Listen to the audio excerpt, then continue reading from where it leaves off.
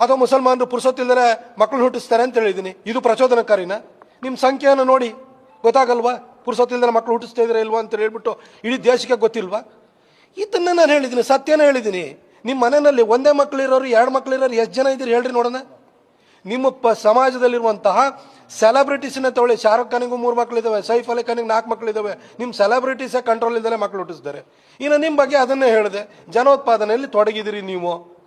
ಆಯ್ತು, ನಿಮಗೆಲ್ಲ ದೇವ್ರು ಕೊಟ್ಟ ದೇವರೇ ನೋಡ್ಕೊಳ್ಳಿ. ಹಂಗಾದ್ರೆ ಸರ್ಕಾರ ಯಾಕೆ ನೋಡ್ಕೊಳ್ಬೇಕು? ಸರ್ಕಾರ ಯಾಕೆ ನಿಮಗೆ ಪುಕ್ಕಟೆ ಕೊಡಬೇಕು? ಟ್ಯಾಕ್ಸ್ ಪೇಯರ್ಸು ಹಿಂದೂಗಳು, ಮೆಜಾರಿಟಿ ಟ್ಯಾಕ್ಸ್ ಪೇಯರ್ಸು ಹಿಂದೂಗಳಿದ್ದಾರೆ. ನಿಮಗೆ ಸೌಲಭ್ಯ ಎಲ್ಲ ನಿಮಗೆ ಸಿಗ್ತಾ ಇದೆ.